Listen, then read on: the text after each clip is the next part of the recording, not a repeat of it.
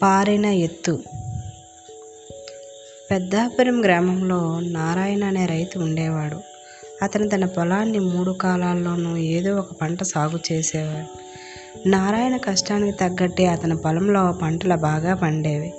పొలానికి పొరుగునే ఉన్న బీడు ప్రాంతానికి చెందిన ఒక ఎలుక కొంతకాలంగా నారాయణ అతన్ని పొలాన్ని గమనించసాగింది. ఆ పొలంలో గనక తాను స్థిర నివాసం ఏర్పాటు చేసుకున్నట్లయితే ఇక జీవితాంతం తిండి గింజల కోసం వెదుకులాడే శ్రమ తప్పుతుందని తలిచింది. వెంటనే నారాయణ పొలం వద్దకు చేరుకుంది. పొలం గట్టుని ఒక బొరియ తవ్వుకొని అందులో నివాసం ఏర్పాటు చేసుకుంది. కళ్ళ ఎదుటి ఆహారం ఉండటంతో ఎలుక జీవనం సుఖంగా గడవసాగింది.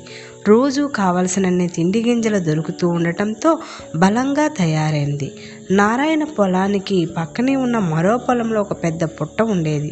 అందులో ఒక పాము నివసించేది. ఒకరోజు ఆహారం కోసం పొలంలోకి వెళ్తున్న ఎలుక అనుకోకుండా ఆ పాము కంటపడింది. రోజు బాగా తిని బలంగా ఆరోగ్యంగా ఉన్న ఎలుకను చూడగానే పాముకు వెంటనే నోట్ల నీళ్లు రాయి. ఎలాగైనా దాన్ని గుటుక్కున మనిపించాలనుకుని ఎలుకను తరమసాగింది. తనను ఎవరో వెంబడిస్తున్నట్టు అలికిడికి వెనుదిరిగిన ఎలుకకు భారీగా ఉన్న పాము కనిపించింది.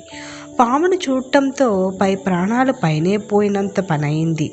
పాము నుంచి తప్పించుకోవడానికి ఏమాత్రం ఆలస్యం చేయకుండా వేగం పెంచింది. గట్టున ఉన్న తన బొరియ వద్దకు చేరుకుని పాము అక్కడకు వచ్చేలాగానే బొరియలోకి దూరిపోయింది. ఎలుకను కడుపారా అరగించాలన్న ఆతృతతో అక్కడికి వచ్చిన పాము బొరియలోకి చొరబడ్డానికి ప్రయత్నించింది. తన శరీరం బాగా లావుగా ఉండటంతో బొరియలోకి వెళ్ళలేక నిరాశతో వెనుదిరిగింది.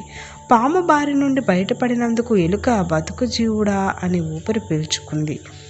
ఎలుకపై ఆశ చావని పాము రోజు దానికోసమే కాచుకొని కూర్చునేది. తిండి గింజల కోసం బొరిలో నుంచి ఎలుక బయటకు వచ్చినప్పుడల్లా దాన్ని వెంబడించేది. దాంతో తినకుండానే ఎలుక పరుగున తన బొరియలోకి దూరిపోయి ప్రాణాలు కాపాడుకున్నది. ప్రతిరోజు పాము ఎదురవుతూ ఉండటంతో ఎలుక ఆ ప్రాంతాన్ని వదిలి వెళ్ళిపోతే ఎలా ఉంటుందా అనే ఆలోచనలో పడింది. కొత్త ప్రాంతంలో తిండి దొరుకుతుందో లేదో అనే అనుమానం దాన్ని పీడించసాగింది. బాగా ఆహారం దొరికి ఆ పొలంలోనే ఉంటూ పాము పేడని ఎలాగైనా వదిలించుకోవాలనుకుంది. బాగా ఆలోచించగా ఎలుకకు ఒక ఉపాయం తట్టింది. వెంటనే అది తనను పాము గమనించేలా పొలంలోని బావిగట్టుకు వెళ్ళి అక్కడే దిగులుగా కూర్చుంది. బావిగట్టుపై ఉన్న ఎలుకను బావిలో ఓ కప్ప మిత్రమా, ఎందుకలా దిగులుగా ఉన్నావని ప్రశ్నించింది. వెంటనే ఎలుక పాముకు వినబడేలా బిగ్గరగా కప్పతో మాట్లాడుతూ 2 రోజుల క్రితం తాను రైతు పైరుకు పట్టిన చీడబీడలను అరికట్టేందుకు పిచికారీ చేయాలనుకుని కలిపిన పురుగు మందులు తొట్టిలో పడ్డానని చెప్పింది. బాగా ఆలోచించగా ఎలుకకు మెరుపు లాంటి ఆలోచన తట్టింది. దెబ్బకు పాము పేడ విరగడం ఖాయం అనుకుంది. పాము తనను గమనించేలా పరుగున పొలంలోకి బావిగట్టు మీదకు వెళ్ళి అక్కడ దిగులుగా కూర్చుంది. బావిలోని కప్ప ఎలుకను గమనించింది. ఎలుక బావా, ఎందుకలా దిగులుగా ఉన్నావు ప్రశ్నించింది కప్ప. పాముకు వినబడేలా ఎలుక బిగ్గరగా మాట్లాడుతూ ఇలా చెప్పింది. 2 రోజుల క్రిందట మా రైతు పిచికారీ చేయడం కోసం ఒక తొట్టెలో పురుగుమందు కలిపి పెట్టాడు. నేను గింజల కోసం పరుగు తీస్తూ చూసుకోకుండా ఆ తొట్టిలో పడ్డాను. నా శరీరం అంతా విషమయం అయిపోయింది. జీవితాంతం ఇలా విషపూరితంగానే బతకాలి, అందుకే దిగులుగా ఉంది అంటూ బోరుని ఏడుపు ప్రారంభించింది.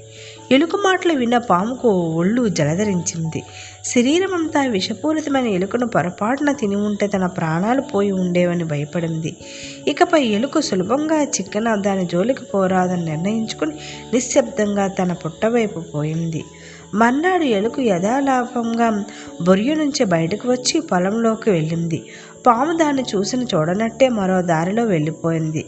ఓరకంట పామును గమనించిన ఎలుక తన ఎత్తు పారినందుకు తనలో తానే నవ్వుకుంది.